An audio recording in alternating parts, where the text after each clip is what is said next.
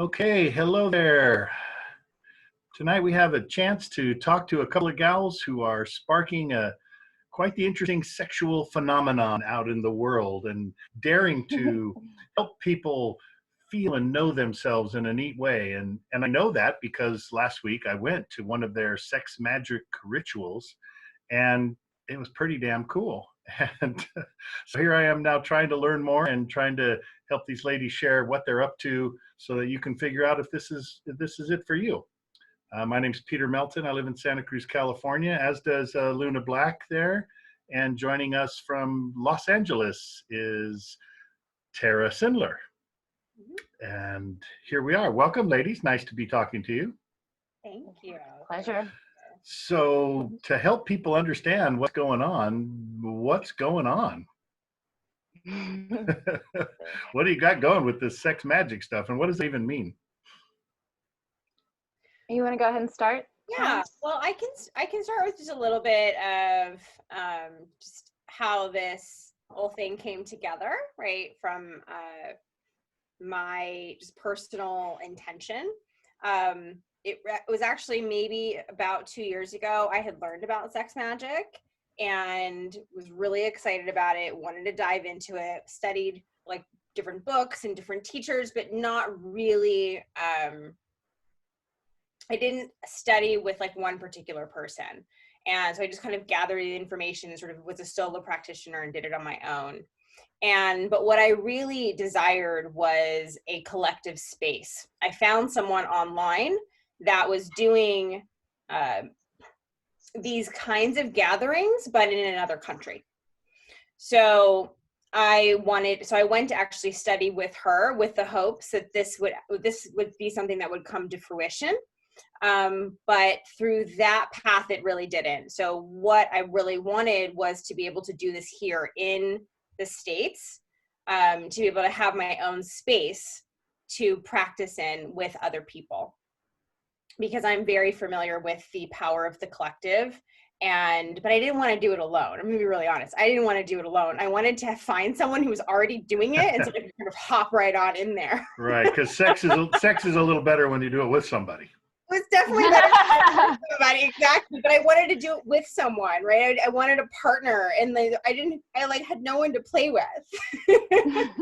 So I was introduced to Luna through these similar circles, and this was something that she was also interested in. And I remember us getting on the phone one night, and I was like, well, I want to do this here, and we never have to move to Australia to do it. And she's like, Tara, we don't have to move to Australia. We can do this here. And I'm like, we can? Oh, so the ideas and the partnership, the collaboration unfolded. And of course, look at her, who wouldn't want to be in partnership with her? So this is where we're at. So this was like in my personal intention of what I wanted to create and really develop a community of people that wanted to live a magical life, and in that, but in an embodied magical life, because there's so many different domains and aspects and nuances to sex magic and how it meets the world of embodiment. So and I really share that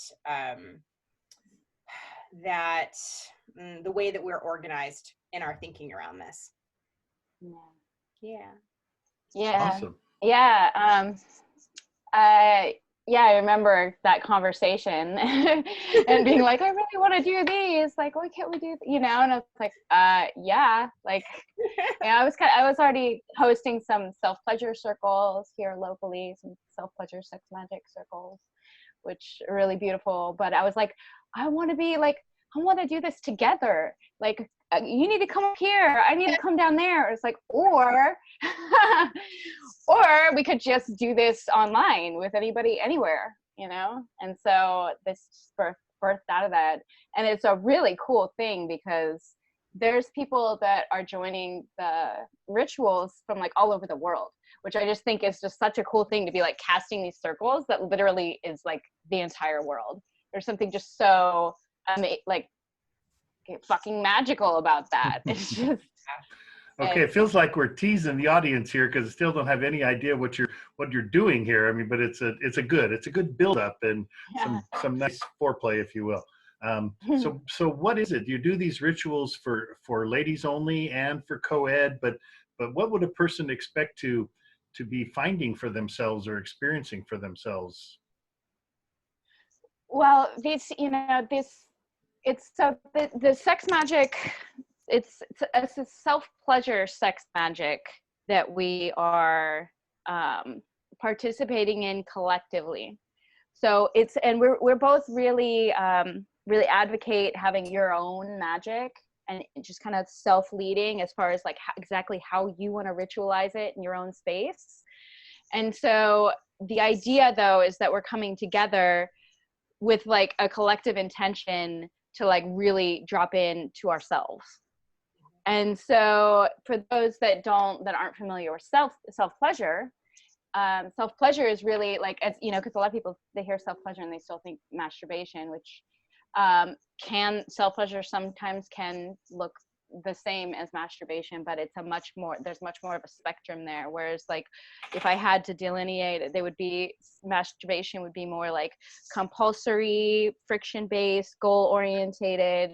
Like usually it looks the same, usually it's pretty mindless, usually it's to serve a function. A lot of times it's for distraction, you're actually becoming less embodied because you're just trying to like get this goal to like have an orgasm to feel better, right? And so the difference with self-pleasure is actually about like really tuning in to what is alive in the present moment and like really being with that, and then using touch, breath, sound, movement to meet these parts of ourselves, and then move this energy and cultivate this energy.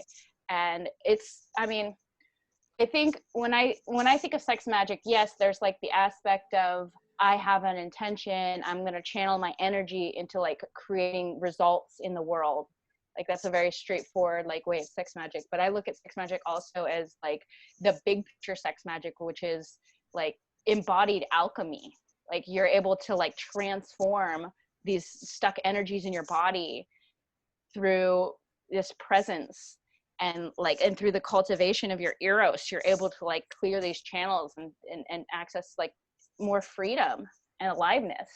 So even if you don't have like a specific thing you're trying to create in your ritual, just showing up there's big magic in that, and transformation that can happen. Nice. So the gateway is this self-pleasure, understanding how you move with yourself, how you are with yourself, and then you have these different or develop, I guess, for yourself how to be more connected and embodied with yourself. Yes. Yeah. Yeah. I know when I first started my sex magic practice, it was relatively linear. I had an idea of what I wanted. I would set the intention, and I would self-pleasure with the goal of orgasm, right? And feel the pleasure of my body, right? In order to have the thing that I want. And that worked.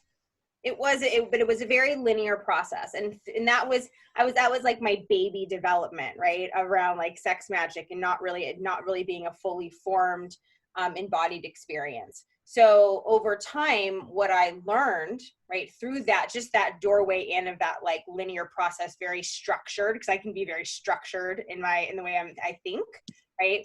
What I needed to bring in then was this very feminine, embodied, erotic energy. And so as I learned to that it wasn't about orgasm per se, although orgasm can be a part of it, it doesn't have to be. That orgasm can be the entire experience of opening energy in the body, right? So so for me to be able to drop in, feel my pleasure, which might just be, oh, like, wow, that feels really good. Okay. right, and touch my heart, and feel the energy drop in, and I can feel the chills and the tingles like that go throughout my body. And who knows where it's going to go from there, but I'm cultivating pleasure from the totality, right, from my toes to my head, right? That is where that is what we are attempting to encourage, right? An entire world that is embodying pleasure, right, in order to have the life that we all want, a life of aliveness, a life of magic, right? So it's like we're bringing together, and Luna said it beautifully I think on one of our first calls that we ever did, about this marriage between this feminine aspect and the masculine. And maybe Luna, you can explain what it was, that it was perfect, but that was my experience. So yeah, so we are, and to be in the collective space, right, to have us all doing it together only heightens the energy. It's like a vortex, right, of pleasure, right, and intention and focus, right, that helps to mobilize more of what we want. And it's exciting, right? The first time we did it, we were like, yes, oh my God, like we're like so just like intoxicated with this field that we've created, and that continues to move us throughout the rest of our days and our weeks until we do it again. Like you're tapped into the power in a whole different way. I mean, so last week I experienced this, and it's like, okay, I'm going online, and there's going to be 10 or 15 or 20 or however many people, and they're all going to be self-pleasuring. Okay. And so there's this part about being witnessed and witnessing someone else that's also in there. Talk about that a little bit, Luna. Well, I mean, there's real magic that happens when you're witness in your self-pleasure. It's, I mean, I think for one, like it has the potential to dissolve like generations of shame and dogma and taboo and conditioning around our sexuality, and bring us back to a state of erotic innocence where it's like this is beautiful and natural and normal. And also, like an analogy that I like to use is that, like the difference between self-pleasuring by yourself and self-pleasuring while being witnessed can be kind of like the journey of like taking a yoga class. Is like when you first start showing up to yoga, like your home practice it can kind of suck. You get distracted, you're like all over the place, but then you show up in class and it's like, oh, we've stepped into this container where like this is what we're doing now. And so you're showing up, you're like, there's other people there, you're like, well, I'm gonna do this, there's nowhere to hide, I can't hide from myself here while I'm being witnessed. And so you really step into it. And so it's that container is really beautiful. And then over time, the idea is that, just like with yoga, you'll be able to build a strong home practice, where you'll be able to drop more into that space. But there's just really magic that happens in being witnessed, and our sexuality is our life force energy. It is the core of our being. It is our creative energy. It's like it is our aliveness. Like our ero is like our passion. It's our aliveness for life. And so having any like shame covering that, that's like basically blocking it from being open in the body, because there's things that are like somehow some wrongness attached to it, it's cutting us off from life. So stepping into this space and then being in your sexuality, having to be like, wow, this is totally normal. This is beautiful and normal and natural to like be in our sexuality together. And it doesn't have to be a thing, and there's something that's so freeing about that. Awesome. Talk about the container, how you hold the space and make people, you want to say something? Yeah, well, there's definitely some behind the scenes work that Luna and I do prior to the calls, right? So we're getting clear throughout the week on what our intention is. We are doing them on the new moon and the full moon, which everyone kind of has their own relationship to what that means, right? As far as setting intentions, clearing of energy, mobilizing ourselves into action. So we are thinking about these things throughout the weeks, right, in order to create that space. And what what it is, we're coming on the call, right? We're casting a circle, right? So we're setting the intention already, right? This is the circle. You have come into a space to do your sacred work, right? Mm-hmm. And we're holding that as the platform for which you're coming in on, right? And we believe in that deeply, right? So through our intention, we support whoever comes on the call, right? And being able to step into that energy so that they can feel safe in order to step into their power.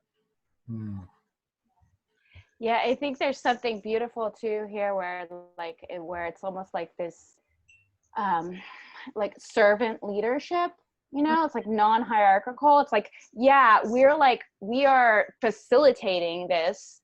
And me, you know, me and her come together and we like basically like together, our leadership is to hold a container for everybody else. And so one thing that we both were really clear about, you know, is that we wanted there to be like to not have it be like, okay, we're leading, you do what we do. It's like everybody does what they do. Like we give like our experience and our guidance in the group, and you take it or leave it, like how you want to show up, it feels right to you. Like, you know, the idea is to be embodied as possible, but there's no right way to show up within the container. And so just like holding those intentions and like holding that space for everybody is just a matter of like, it's just where I am orientated.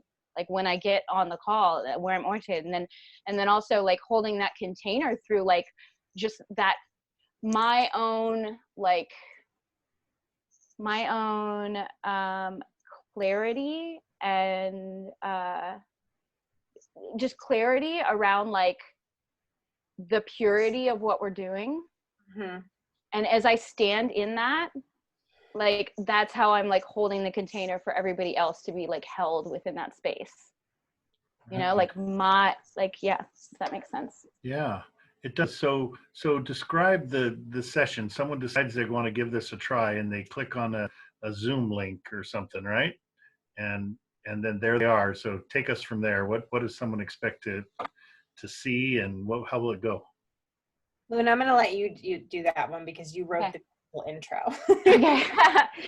So basically like what we tell people is to go ahead and get yourself centered in your own space, somewhere that's private. The more, you know, ritualized you want to make it, whatever, like to make yourself comfortable. You can do that, create that space, and then, you know, settle into it at least 10 minutes before you get on the call. So that way, by the time, because we like move right into it when we get on the call. Mm-hmm. So that way you're already centered and present, like as soon as we all dial in. And then basically I just run us through a quick opening, like I cast a circle, which basically, I mean, there's many different ways to do that if you don't know what casting a circle is, but basically like I use my way, but you can, you know, cast your own circles or however you want to prepare yourself.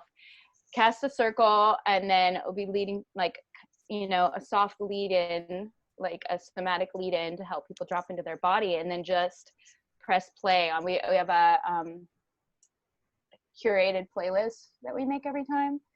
And so that way, like, once the playlist hits, it's like you're just go into your thing, right? And so, and that may look completely different. You know, one night you may just be like, you might just have like, you know, you might just be like, Sina, you might be doing a lot of watching, you know, and just picking up the transmissions of what other people are moving through. But if you, you know, if you are just watching, I just say like, keep bringing it back to like how that feels in your body, and, you know, and keep bringing it back to yourself. Like maybe like if you're watching and you're noticing something that resonating with you, maybe you even try to like mimic what they're doing and see how that feels, you know, and, you know, you may want to be in a dim room and, you know, clothed, you know, you may just want to lay there with your hands on your heart the whole time, or you may be like fully in your eroticism and just like gushing and, you know, in all your glory and all your nakedness, and no matter like however you show up is perfect. Right, because it's a self practice that you're doing together. Yeah, Exactly. And so that creates a like going to a yoga class. But I also like the analogy you said before was you know, it's a little bit like meditation too, where you're trying to stay focused on yourself, but you're going to get distracted, and you're building that muscle of bringing yourself back to you, because ultimately this is about connecting with yourself, yeah. even within the group. And it's such a beautiful metaphor for life too, because like that's like kind of the goal. It's like, how can you be present in yourself and be embodied even as you move out in the world, right? And so like, how can you be like noticing but then always coming back to yourself and not abandoning yourself? Right. And so at the beginning of the call, like I let everyone hear what the last song is going to be, so that way like we all kind of like know like this is the time to bring it to completion, which may be orgasm for you of some sort, which like she said, orgasm doesn't have to mean climax, doesn't have to mean coming. Orgasm can just be like that final release of energy before you settle. It's just a movement of energy through the body. And then, you know, after that last song is over, we just take a few minutes to just kind of settle. There's usually like some little aftershocks. We kind of like come down and then close the circle. You know, Tara closed the circle, and then we decided we're going to start keeping the room open for 15 minutes afterwards for people if they want to do connecting, because there was like we were noticing that for some of us it was hard to hang up. It was like we wanted to connect a little bit, even though this isn't really about connecting with other people, just having that space to be like, we just went through this thing together, maybe we do want to connect. And so yeah, so that's basic. That's what to expect. And how long is the whole session? So it's about an hour. Yeah. About an hour. Yeah, it's not going to be longer than an hour, but it might be 55 minutes. Right. Yeah, and that's not including the 15-minute afterwards. Like the playlist is 40 minutes. Gotcha. So. When you were describing it there, it also felt like a static dance or 5-rhythm dance where you're in it yourself, but you're amidst these other beings that are playing with you, and you're garnering energy and sharing energy. Yeah, it's very much like 5 rhythms ecstatic dance. Absolutely. Yeah. I mean, even myself, when I'm in there, there's this combination of movement, of touch, of breath, of sound, right? As well as cognitively connecting to what it is that I'm doing, and in the awareness that I am in the space with other people, right? There's a lot. So yes, it is very similar to those spaces. Yeah, it's very, very, very similar. It feels like too, it's a way that you're showing yourself. There's almost a mirror. The program presents a mirror that you get to see yourself in your pleasure, in your sexuality. Who am I? What is my connection with my body and my sexuality? Yes, very much. Too. Yeah, absolutely. A very psychologically informed practice, right? What is this relationship that I have to myself, to others? How do I weave in and out of those spaces? Mm-hmm. Nice. All right. Well, with the last couple minutes here, what else is there to share? What would you encourage if somebody is on the line right now and just saying, well, I think I might do this. You know, what do you say? Well, I would say, you know, if there's anything, you know, if you have any questions or concerns, I mean, you could definitely reach out to one of us. Oh, you'll talk one-on-one? Do you also do these sessions one-on-one? Mm-hmm. Oh, yeah. So, yeah, we both also do, you know, one-on-one ritual sessions. Like if you want to go deeper in your magic, as far as like your strategy, because like you could really dial in like your ritual and like how you show up and like what your strategy, get really clear about your intentions, and also like, you know, really practicing self-pleasure. And I mean, being witnessed one-on-one in self-pleasure is very powerful as well, you know. So for some people, maybe a one-on-one session, you know, before they step into this arena or even people that are in this arena, like one-on-one is a whole nother beast. It's a lot more intimate. Yeah. Wow. And Tara, what would you say? What would you say to someone who's having questions or not sure if they want to try this? Well, I would first start by saying I would validate the concern, the fear, but then also I would probably want to tease apart the curiosity as well, right? And I want to be able to say that this is a really come as you are space, right? That you really this is an opportunity to really show up however it is that you want to show up. And if you wanted to do a one-on-one session to see what that was like, then that's absolutely okay. And to come into the group space, and you can show up however you are. I had a teacher once say to me that I loved, that I stayed with him for 11 years, come as you are. And that has stuck with me. And I came as I was, right? And I grew in my vulnerability. And so I want to be able to support other people in doing that as well. Right. As they realize vulnerability is a superpower, that's kind of the new buzzword. It's like, can I open myself to this and be scared and stay with it and be with myself, because I'm worth it. And because, I can explore this and find the gifts that are lurking there and have help, have, gorgeous women guiding me to figure out what's happening with all of this. Just feels really, really empowering for men and women both. Yeah. I think that to be able to hold both the fear and the curiosity together to help make a decision about whether or not this is a space that, you want to explore. Yeah. About the vulnerability piece and coming as you are too. I mean, the first call we had, I was just having a hell of a day. And I remember showing up, just being like, I can't even pretend that I'm okay right now, guys. Like, that's how I started the call, Like, I'm fucking colly right now. Like, I am pissed off, but how do you guys feel? All right, let's fucking do this thing, And we did, and alchemy. I mean, by the end of the call, it was just like, wow. Like, I mean, so beautiful that you really show up, and it is a superpower. Like, nobody has it fucking together. We're humans. Nobody has it together. And actually, like, showing up in your shit, like showing up in your mess is, well, shame hides in isolation, right? And so if you show up in your shit and realize, like, wow, actually, like, everybody's like, me too, then it's really liberating. So yeah, we're really all in this together.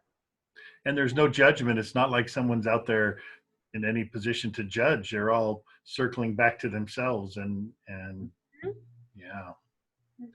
Well, beautiful. Thank you for the great work that you do. I'm looking forward to joining in again and seeing where the next session will urge me forward to. And thank you so much for doing your thing, girls. Thank you. Our pleasure having you on Tuesday. Yeah.